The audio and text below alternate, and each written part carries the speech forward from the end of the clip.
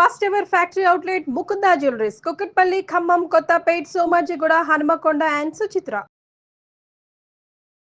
నమస్తే రమగారు. నమస్తే జయ. రమగారు, ఎప్పుడు స్టోరీలు చెప్తూ ఉంటారు, అనేక రకాలైన హెల్త్ టిప్స్ కానీ టెంపుల్స్కి సంబంధించి రకరకాల, అసలు ఇది మాట్లాడుకుంటున్నాం ఇది మాట్లాడుకోవట్లేదని లేదండి రమగారు, మన ఇద్దరం అన్నీ మాట్లాడేసుకుంటున్నాం. కింద కామెంట్స్ కూడా వచ్చేస్తున్నాయి, ఇది కూడా మీరు మాట్లాడేస్తారా, ఇది కూడా మీరు చెప్పేస్తారా అని. మీరు డాక్టరా? మీరేం పట్టించుకోవద్దు రమగారు, అసలు అలాంటివి పట్టించుకునే వద్దు. మనం డాక్టర్ని కాదని ఏమీ మాట్లాడట్లేదు, మీకున్న అనుభవాన్ని చెప్తున్నారు. అయితే ఈరోజు నాకు ఏం అడగాలనిపించిందంటే, అసలు మార్నింగ్ నుంచి నైట్ వరకు మీ దినచర్య ఎలా ఉంటుంది, ఏం చేస్తారు? అందరిలాగానే ఏముంది. నాకు ఇన్ని స్టోరీస్ చెప్తారు కదా, నేను ఎప్పుడూ మీకు కెమెరా లేకుండా అడుగుతాను, ఆఫ్ స్క్రీన్ అడుగుతాను కదా, ఇప్పుడు ఆన్ స్క్రీన్ అడుగుతున్నా. ఇన్ని స్టోరీస్, ఇన్ని టాపిక్స్, మీరు ఎంత వర్క్ చేయాలి ఇంట్లో కదా, చేయాలి. టైం ఎలా మేనేజ్ చేస్తారండి? ఇంట్లో మనకి పనులు ఉంటాయి, పిల్లలు, మగపిల్లలు, వంట కానీ మీకు పెద్దగా హెల్ప్ఫుల్గా ఆడపిల్లలు ఉన్నంత కాదు కదా. అసలు మార్నింగ్ ఆడపిల్లలు ఇవన్నీ కాదు రమ్మగారు, మార్నింగ్ నుంచి చెప్పండి, అసలు మీరు ఏం చేస్తారు, ఎన్నింటికి లేస్తారు?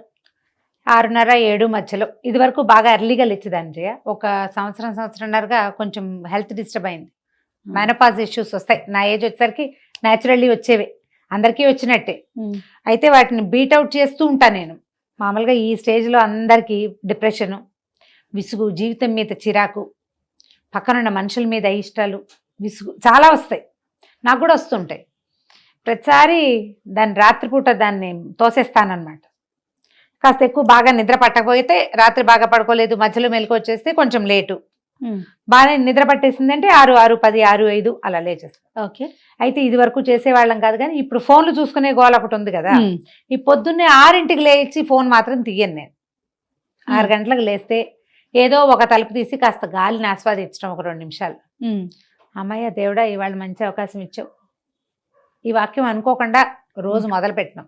అవును, మంచం నుంచి దిగటమే నేను కృష్ణ, రామ, కృష్ణ, పరంధామ, పరమాత్మ ఒక 6, 7, 8 పేర్లతోటి పిలిచి, ఈరోజు మళ్ళీ మంచం నుంచి హాయిగా కాళ్ళు కింద పెట్టే అవకాశం ఇచ్చినందుకు దేవుడికి ఒక దండం పెట్టుకుంటాను. ఈ చేతులు చూసుకునే అలవాటు అవి నాకు లేవు. నేను చెప్పాను కానీ నేనేం చెయ్యను. నేను మాత్రం దేవుడికి విభవనామాలతో, ఖచ్చితంగా భగవన్నామాలతోటే లేస్తా. అది బాగా చిన్నతనం నుంచి అలవాటు. చిన్నప్పుడు అట్లా అనిపించేది కాదు, పేర్లు తలుచుకుంటూ లేచేదాన్ని. ఇప్పుడు మళ్ళీ నేను ఫ్రెష్గా లేచే అవకాశం ఇచ్చినందుకు, నిద్రలోనే పంపించేయకుండా అలా అనిపిస్తుంది అనమాట. కాదురమ్మ గారు, ఇంట్లో అమ్మ వాళ్ళు చేయటం మీకు అలవాటా, లేకపోతే అక్క వాళ్ళ దగ్గర నుంచి ఎట్లా మీరు పెరిగిన కొద్దీ నేర్చుకున్నారా ఈ అలవాటు? అంతే. నెక్స్ట్ గోవిందనామాలు అవి వినపడుతుండేవి, పెద్దవాళ్ళు చెప్పుకునేవాళ్ళు. పొద్దున్నే తెల్లవారుజామున 4ంటికే ఏవో ఒకటి, పొద్దున్నే లేచేసిన వాళ్ళు ఉంటారు కదా, అట్లా అలవాటు అయ్యింది. అట్లా ప్రాక్టీస్ అంతేనమాట. మనం ఇంట్లో అంటుంటే పిల్లలు కూడా వచ్చేస్తుంది కదా, అందుకే అడుగుతున్నా. అదొక ప్రాక్టీస్ అంతే. పడుకునేటప్పుడు శ్రీరామనామం చెప్పుకోవటం, లేచేటప్పుడు కృష్ణనామాలు చెప్పుకోవటం, అదొక అలవాటు. లేస్తే స్టవ్ ముందు రోజు రాత్రే పని చేసేస్తే పర్వాలేదు, బాగానే రెడీగా ఉంటుంది. లేకపోతే గబగబా ఆ పని చేయటం. కాఫీ, పాలు 2 డికాక్షన్ పెర్క్యులేటర్ వేసుకుంటాను నేను. నాకు బాగా చిక్కటి కాఫీ అలవాటు. 1 టైమే, రోజుకు ఒకసారి కాఫీ, అది కూడా ఫస్ట్ కాఫీ కొంచెం పెద్ద గ్లాసు. మా వారికి బ్లాక్ కాఫీ అలవాటు అయిపోయింది, ఆయన పాలతో కాఫీ దాకా. ఆయనది బ్లాక్ కాఫీ, నాది 2 కాఫీలు కలుపుతాను. 2 కాఫీలు 2 కలుపుకోవటం. కాఫీ చేత్తో పుచ్చుకొచ్చి న్యూస్ పేపర్ చూసేదాన్ని ఇది వరకు. ఇప్పుడు ఏంటంటే ఫోన్లో గూగుల్ న్యూస్ అలవాటు అయింది అనమాట. ఒకవేళ నేను ఆన్లైన్లో ఉన్నానని తెలిస్తే ఫారిన్ నుంచి నాతో మాట్లాడేవాళ్ళు కొంతమంది ఎవరైనా మెసేజ్ గుడ్ మార్నింగ్లు పెడతారు. నేను ఏ గుడ్ మార్నింగ్కి రెస్పాండ్ అవ్వను. ఇది ఇప్పటికి ఎన్నోసారో చెప్పటం. ఒక్కళ్ళ కూడా నేను తిరిగి గుడ్ మార్నింగ్ అని కానీ శుభోదయం అని కానీ చెప్పను. ఒకే ఒక రామకృష్ణ ఉన్నారు నా ఫ్రెండ్, ఆయన మాత్రం శుభోదయం పెడతారు. నేను ఒక కప్పు కాఫీ బొమ్మ మాత్రం పెడతాను ఆయనకి, నేను ఈ పని చేస్తున్నాను. అది కూడా వారం రోజులకు ఒకసారి. ఆయన రోజు గుడ్ మార్నింగ్ నేను ససేమిరా పెట్టేయను. ఇక ఎవ్వరు ఎన్ని వందల మెసేజ్లు ఉన్నాయి గుడ్ మార్నింగ్లు, నేను ఎవ్వరికి రెస్పాండ్ అవ్వను. విచిత్రంగా నేను రెస్పాండ్ అవ్వకపోయినా మళ్ళీ మర్నాడు గుడ్ మార్నింగ్ వస్తూనే ఉంటుంది. ఏదో ఒక రోజు పెడతారనేమో, మేబీ. అంటే మీరు ఫోన్ చూస్తున్నారని మాకు తెలిసిందని చెప్పడం అనమాట. ఈ ఫోను, కాసేపు న్యూస్ చూడడం, ఈ కాఫీ అయ్యాక ఇంకా లేచి వంటింట్లోకి వెళ్తాం. రకరకాల పనులు, పూటకి టిఫిన్ ఏమిటి, దేవుడి పాత్రలు ఒకటి తోము పెట్టుకోవటం. రోజు అదొక ప్రోగ్రామ్ ఉంటుంది. వారికి పంచపాత్ర అవి తోమటం, నాకు దీపారాధన కుందులు నావి నేను గడికి పెట్టుకోవటము. ఇంకేమైనా చిన్న చిన్న పనులు, రాత్రి మడత పెట్టి మా కుర్చీలో పెట్టేస్తుంది మా సత్యవతి బట్టలు, అవి సర్దటం. ఇది రోజు చేయను, ఇది అసలు రొటీన్ కానే కదా. ఆ కుర్చీకేసి చూస్తుంటాను, అబ్బా ఈ బట్టలు సర్దాలి అని. విసుగొస్తుంది, కుర్చీ నిండిపోతుంది కదా, అప్పుడు సర్తాను అనమాట. నేను మానేసే పనులు చాలా ఉంటాయి, అందుకని నేను చదవగలుగుతా. టైం సరిపోదు కదా. సరిపోదు, బుర్ర ఎంతసేపు వీటి మీద ఆలోచిస్తూ ఉంటుంది. బట్టలు సర్దుకుందాం, ఇల్లు సర్దుకుందాం పెట్టుకుంటే ఇంకేం ఆలోచించలేం, వీటి మీదకి వచ్చేస్తుంది కదా ప్లానింగ్. దీని తర్వాత ఏముంది, ఇంకా బ్రేక్ఫాస్ట్ చేయటం, ఏదో ఒకటి ఏర్పరచడం, స్నానం చేసి రావటం, ఈ లోపల ఆయన పూజ చేసుకుంటారు. మా పిల్లలు పొద్దునే లేచి భోజనాలకి పాలకి వెంటపడే ఏజ్లు దాటేశాం కదా. ఇదివరకటి రోజుల్లో పరుగు వేరు, ఇదివరకు ఉన్నంత తాపీగా, అసలు అప్పుడు ఎంత పని చేసేదాన్ని, ఇప్పుడు చాలా తాపీగా ఉన్నాను. పిల్లలు పెద్దవాళ్ళు అయిపోయారు, వరుస పనులు. అవును, ఒకవేళ షూట్కి రావాలంటే దీని ఏర్పాట్లు, చీరలు తీసి పెట్టుకోవటం. మా టీవీ షూట్ అయితే ఇంకా అది ఇంకో ప్రత్యక్ష నరకం. 10 ఎపిసోడ్లకు 8 ఎపిసోడ్లకు సరిపడా చీరలు తీసి పెట్టుకోవటము, వాటికి ఏదో కొంచెం మ్యాచింగ్ గాజులు. నేను పెద్దగా గాజులు వేసుకోవట్లేదు కదా, వాళ్ళకి కొంచెం ఇది వరకు బాగా డివోషనల్ కంటెంట్ కదా, కంటెంట్ అది కదా, దానికోసం మీరు ఇంత సింపుల్ గా ఉండటానికి అవకాశం ఉండదు. సో అవి సర్దుకోవటం. ఒకవేళ మా టీవీ షూట్ గనక నేను వెళ్లాల్సి వస్తే మార్నింగ్ బిలో 8 కంటే ముందే వంట మొదలు పెట్టేసుకుంటాను. బై 9:30 వంట చేసేసి నాకు ఒక 3 బాక్సుల్లో అన్నం, కూర, పులుసు అవి సర్దేసుకుని పెట్టుకుంటే 9:30 కార్ వస్తుంది. ఇది ప్రతి వారంలో ఒక రోజు ఖచ్చితంగా ప్రోగ్రామ్. ఇది మిగతా ఒక 2-3 రోజులు నాకు ఇస్తారు. నీకు ఇచ్చే 2-3 రోజులు నువ్వు మార్నింగ్ 11కి పిలిస్తే అప్పుడు రన్నింగ్ రేసే 8ంటికి వంట. అవును. నువ్వు మధ్యాహ్నం పిలిచావనుకో అప్పుడు కొంచెం వంట స్లోగా చేస్తా. నాకేంటంటే వంటకి 1 అవర్ మించక్కర్లే. 3 పదార్థాలకి పప్పు, కూర, చారు, లేదా కూర, ముక్కల పులుసు, పచ్చడి, వీటికి ఈ 3 పదార్థాలు మాకు సరిపడా రైస్కి నాకు 1 గంట చాలు. సూపర్. నేను బాగా స్పీడ్గా చేస్తాను. ఇప్పుడు నువ్వు ఛానల్లో నేను చేసే వంట కూడా అవునవునవును అట్లా అలవాటైంది. ముందుగా నువ్వు అనుకుంటారా రమ్మగారు రేపు ఇది అనేసి? అసలు లేదు, ముందుగా కూరలు తరిగి పెట్టుకోవటం. ఇప్పుడు ఒక 2-3 నెలల నుంచి మా సచివతి చాలా బలవంతంగా చిక్కుడుకాయలు, బెండకాయలు తరిగి పెట్టడం మొదలెట్టింది. ఫ్రిడ్జ్ లో ఉన్నాయని మర్చిపోయి మళ్ళీ కాయలు తీస్తుంటాను. నేను అలవాట్లేదు నాకు అట్లా, అప్పటికప్పుడు చేస్తాను. ఇదొక ప్రాక్టీస్.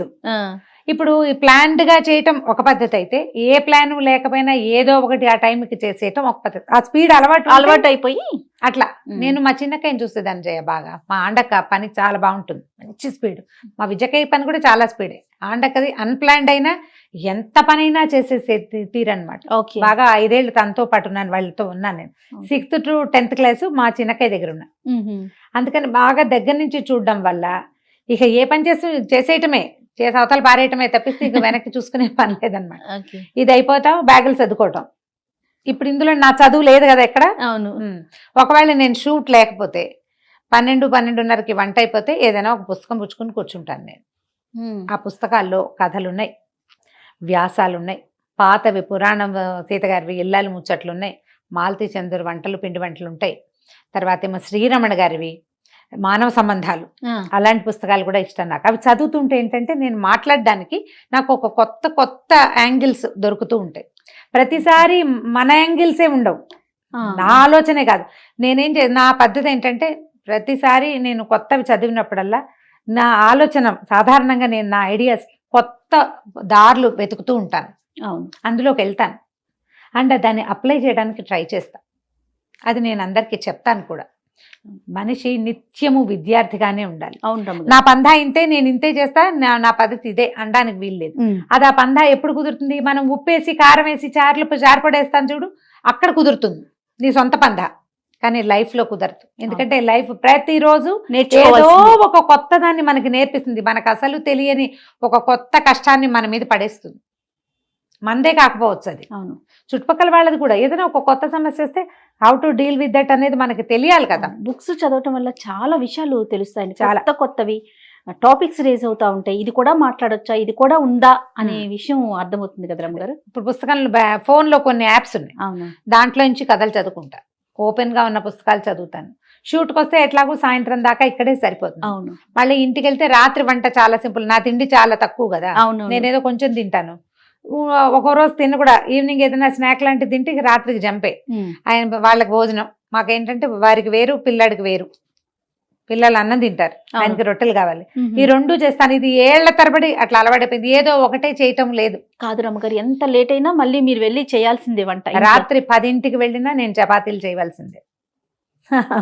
మేము ఎగ్జిబిషన్కి వెళ్ళి తిరిగి వచ్చి మళ్ళీ ఇంటికి వచ్చి చపాతీలు చేసుకుంటాం. అట్లా ఆ. అయితే ఒకటి ఉంది, ఉమ్. చపాతీల్లోకి కూరే కావాలన్న నియమం లేదు. బెల్లం పాకం, ఓకే ఖర్జూరాల పాకం, ఆ. అది కాకపోతే ఫ్రూట్ జాము, అది కూడా మా వారికి నడుస్తుంది. ఓకే కాబట్టి కూర కంపల్షన్ లేదు కదా, రొట్టెలే కంపల్సరీ. పిల్లలకి ఏదైనా కూర వేపడో ఏదైనా చేయాల్సి వస్తుంది. ఇవి ఏంటంటే స్పీడ్ గా చేసి పారేసే అలవాటు వల్ల ఇది కుదురుతుంది. అవునవును, అలవాటు వల్ల ముఖ్యంగా. అలవాటు వల్ల తర్వాత సాయంకాలం 9:30 అవ్వగానే 9:30 మళ్ళీ అగైన్ పుస్తకం. మళ్ళీ 9:30 పుస్తకం పట్టేసుకుంటారు. ప్రతి రోజు 9:30కి ఏదర్ ఫోన్ లో లేదా పుస్తకంలో పెట్టుకోవాల్సింది. ఎన్నింటి వరకు ఉంటున్నారండి నైట్? 11. ఆ 9:30కి వచ్చే నాకేమన్నా కాల్స్ వచ్చినా, కొన్ని కౌన్సిలింగ్ కాల్స్ ఉంటాయి కదా, ఈ కౌన్సిలింగ్ కాల్స్ ఉన్నప్పుడు ఇక పుస్తకాలు క్యాన్సిల్. ఆ కాల్స్ ఏవో చూస్తా సొంతంగా నేనే. మామూలుగా ఫోన్ ఓపెన్ చేశాను అనుకో, ఎవరో మెసెంజర్లో ఐడియాలు అడుగుతుంటారు, ఇప్పుడు ఇలా ఉంది పరిస్థితి ఏం చేయాలి కొంచెం అడుగుతారు కదా, ఈ అడిగిన వాళ్ళకి సమాధానం చెప్పి కొంతమందితో ఎలాబరేట్ గా మాట్లాడాల్సి వస్తుంది. కొంతమంది వాయిస్ మెసేజ్ ఇది వరకు టైప్ చేసేదాన్ని, నాకు కూడా విసుగు పుట్టింది. పర్వాలేదులే, వాళ్ళు కావాలంటే ఎవరికైనా దాన్ని పంపించుకుంటారు ఆ వాయిస్. అవునవునవును, అలా అనుకుని ఇప్పుడు అందరికి వాయిస్ మెసేజ్లే భలే హ్యాపీ అనిపించేస్తుందండి. ఈజీగా ఉంటుంది, వాళ్ళకు కూడా ఒక సాటిస్ఫాక్షన్ ఉంటుంది. అడిగాము అమ్మ ఆన్సర్ చేశారు అని ఒక సంతోషంగా ఉంటుంది కదా. సో ఇవి చేయటం. ఇందులో సెల్ఫ్ గ్రూమింగ్కి ఒక పొద్దున 10 నిమిషాలు, సాయంత్రం 10 నిమిషాలు ఖచ్చితంగా కేటాయిస్తాను నేను. ఎక్సర్సైజ్ ఏదైనా ఒక చిన్నది, బాగా ఫుల్ యోగాలు చేయట్లేదు ఇప్పుడు, ఓపిక తక్కువ, విసుగు, ఇవన్నీ చేయలేక ఇవన్నీ ఎవరు చేస్తారా దేవుడా అనిపిస్తుంది. 10 నిమిషాలు ఖచ్చితంగా మార్నింగ్ ఎక్సర్సైజ్. మీ పర్సనల్ కంటూ ఉంచుకునేది మార్నింగ్ ఒక 10 నిమిషాలు, సాయంత్రం ఒక 10 నిమిషాలు. పుస్తకాలు అని కూడా నా పర్సనల్ థింగేగా, పర్సనల్ అనుకుంటారా రమ్మ? అంటే ఇప్పుడు కాదు రమ్మ గారు, మాకు వచ్చి చెయ్యకపోయినా, మీడియా కాకపోయినా మీరు పుస్తకాలు చదివే పద్ధతి ఇదేనా పందా? మరి నేను చదవకపోతే నాకు ఇన్ని విషయాలు ఎలా తెలుస్తాయి? ఇవాళే తెలుసుకున్నానా? నేను ఏదైనా కొత్తగా తెలుసుకున్న మ్యాటర్ లాగా ఎక్కడ అనిపించదండి, అసలు ఆలోచనే లేదు. ఎప్పుడు పుస్తకాలు ఉన్నాయి జయ నా జీవితంలో. నా 5వ ఏట నుంచి పుస్తకాలు. నేను స్కూల్కి వెళ్ళడం మొదలెట్టడానికి ముందు నుంచే చందమామ ప్రవేశించింది నా జీవితంలోకి. ఎప్పుడు బుక్స్ ఉన్నాయి. పుస్తకాల వల్ల నేను ఎన్నో దొంగతనాలు, పొరపాట్లు కూడా చేసే చిన్నప్పుడు. పుస్తకాలు పిచ్చి, అంత పుస్తకాలు పిచ్చి నాకు. మా ఇంట్లో ఉన్న పుస్తకాలు కాదు, అది ఎక్కడైనా పుస్తకం దొరికితే చదివేసేయటమే, అద్దెకి తెచ్చుకుని చదివేయటం, లైబ్రరీకి వెళ్తే చదివేయటం, ఎప్పుడు చదివే. మార్నింగ్ నుంచి ఇంకా 11కి పడుకుంటారు అనుకుందాం, మళ్ళీ రొటీన్ అంతేగా, ఇంకా ఇదే జరుగుతుంది, పెద్దగా మార్పులే మార్పులు. ఏదైనా బజార్ వెళ్ళటం, ఆ పూట సాయంకాలపు చదువులు గిదువులు ఏమి ఉండవు, ఎవరింటికైనా వెళ్తాం, ఆ పూట ఆ టైం దొరుకుతుందా మీకు? అది నా ప్రశ్న. కొంచెం తక్కువే చేయాలి కదా. నేను ఇదివరకు రెగ్యులర్ గా వారం రైతు బజార్ వెళ్ళేదాన్ని. వారంలో ఒకసారి లేదా 2 సార్లు ఏవైనా కొనడానికి. ఎంతసేపు అమీర్పేట బాగా తిరిగేసేదాన్ని ఫ్రీక్వెంట్. నేను అమీర్పేటలో ఎంతమంది చూసుంటారో, అవునంటారు అందరు. ఇప్పుడు ఈ మధ్యకాలంలో అసలు నేను రైతు బజార్ టైం పెట్టలేకపోతున్నా. 1.5 సంవత్సరంన్నర అయింది నేను రైతు బజార్ వెళ్ళి. పిల్లలే ఏదో హ్యాండిల్ చేస్తున్నారు, లేదా బయట నుంచి వచ్చేది. ఇక ఇప్పుడు కోవిడ్ నేపథ్యం కూడా ఒకటి వచ్చింది కదా, దాంతో ఇంకా అసలు పూర్తిగా పోయింది. రెండోది, ఇప్పుడు నేను భయపడుతున్నాను కూడా. ఎక్కడికైనా బయటకు వెళ్తే కొంచెం జనం చేరటం కొంచెం ఇబ్బందికరంగానే ఉంటుంది. ఫ్రెండ్స్ తో వెళ్తే కొంచెం చికాక్గా అనిపిస్తుంది. అంటే ఎవరైనా పలకరిస్తే చికాక్ అని చెప్పడం కాదు, ఇది నాకే ఒక డెలికసీ అనమాట. నేను ఇలా జనాలతో గుర్తింపబడ్డము చాలా అద్భుతమైన విషయమే, కానీ నేను దాన్ని హ్యాండిల్ చేయలేకపోతున్నాను. అంటే ఫ్రీగా లేదనమాట, మొహమాటంగా. నా గ్రూప్ లో నాకు ఎంబరాసింగ్ గా అనిపిస్తుంది. మా అక్కయ్యలకి సంతోషంగానే ఉంది, కానీ నాతో వచ్చిన వాళ్ళు మా అక్కయ్యలు వాళ్ళే ఎక్కువగా ఉంటారు కదా, వాళ్ళు బాగానే ఉంటారు, కానీ నాకే ఒక చిన్న ఎంబారసింగ్ గా వీళ్ళతోటి నన్ను వాళ్ళ నుంచి సెపరేట్ చేసి. ఫ్యామిలీ మెంబర్స్ భలే మనకన్నా వాళ్ళకి ఎక్కువ బాగుంటుంది రమ్మగారు. బాగా ఎంజాయ్ చేస్తారు అక్కలు, మావారు కూడా. మావారు పిల్లలు కూడా బాగా ఎంజాయ్ చేస్తారు. మేము అక్కడ ఎక్కడికో వెళ్ళాం, గాన్గాపూర్ వెళ్తే అక్కడ వృక్షం కింద కూర్చున్నాం అనమాట. అశ్వత్థ వృక్షం చాలా బాగుంటుంది అక్కడ. అశ్వత్థ వృక్షం కాదు, ఏమనాలి దాన్ని, గుర్తు రావట్లేదు నాకు. మా స్వామివారిది చెట్టు ఉంటుంది కదా, మన దత్తాత్రేయ స్వామివారు ఉండే వృక్షం, ఐడియా లేదు రమ్మగారు నాకు. ఆ చెట్టు కింద కూర్చున్నాం. చుట్టూతా అన్ని గట్లుగా ఉండి అందరు రాసుకుంటారు, చదువుకుంటారు. ఈ గురుచరిత్ర పారాయణ చేసుకునేందుకు వీలుగా దీపం పెట్టుకుని చదువుకోవచ్చు. నేను మామూలుగా నామాలు రాసుకునే అలవాటు ఉంది నాకు. ఆ పుస్తకం పుచ్చుకెళ్ళి అక్కడ రాసుకుందామని రాసుకుంటున్నా. ఎవరు అమ్మాయి అంటే, మీరు రమారావు కాదండి. అందరూ మరాఠీ వాళ్ళు, కన్నడ వాళ్ళు. ఆ మధ్యలో ఒక అమ్మాయి ఇచ్చి పలకరించింది అంతే. ఇలా కాస్త కనపడుతూ ఉంటాయి. కొంచెం ఎంబరేసింగ్ గా ఉండటం మొదలుపెట్టి కాస్త జనాల్లోకి వెళ్ళడం తగ్గించాయి. ఇది వరకు బాగా బజార్లు తిరిగేదాన్ని, ఎవరికి ఏం కావాలన్నా నేనే షాపింగ్ చేసేది. రమ్మగారు, పర్సనల్ లైఫ్ ని మిస్ అవుతున్నాను ఆ స్పేస్ పోతుంది అన్న ఫీల్ ఏమన్నా అనిపిస్తా ఉందా మీడియాలోకి రావటం వల్ల? అంత లేదు. అంటే చాలా బిజీ అయిపోయారు కదండి మీరు, ఇటు అటు 2 చోట్లకి వర్క్ చేయటం. సో ఆల్మోస్ట్ స్టూడియోస్ లోనే ఉంటారు. నాకు తెలిసి వీక్ 4 days స్టూడియోస్ లోనే ఉంటున్నారు కదా. అట్లా ఏమన్నా అనిపిస్తా ఉందా? రొటీన్ లాగా అనిపిస్తుంది బోర్గా కానీ? లేవటం రావటం వెళ్ళటం లేవటం నా పరిస్థితి అదే అనమాట. అంటే అంత రోజు రావట్లేదుగా నేను అనిపిస్తుంది. వరుసగా హెక్టిక్ గా చేస్తాం చూడు, మధ్యలో పండగలు వస్తాయి, అవి వస్తాయి, ఇవి వస్తాయి. ఈ మన కార్తీక్ పురాణం అవి బాగా వెంటనే చేయవలసి వచ్చింది. అలాంటప్పుడు ఉండేది. కాకపోతే ఏంటంటే కొంచెం ఎక్కువ పరిచయాలు, స్నేహాలు ఎక్కువ, బాగా మా పలకరించే వాళ్ళు ఎక్కువ. ఇదంతా ఎంజాయ్మెంటే సంతోషంగానే ఉంటుంది. అండ్ మోర్ ఓవర్ ఏంటంటే మనం కాలక్షేపానికి లేదా ఏదో ఒక అలవాటుగా చదువుకునే విషయం ఒక నలుగురికి ఉపయోగపడుతుందంటే అది ఎక్కువ సంతోషాన్ని ఇస్తుంది. అది చాలా సంతోషాన్ని ఇస్తుంది. నాకు మెసేజ్లు వస్తాయి, చాలా మంది పెడతారు, మీరు మాకు చాలా మా ఇంట్లో మెంబర్ అయిపోయారు, మేము రెగ్యులర్ గా మీరు చెప్పేది వింటున్నామంటే.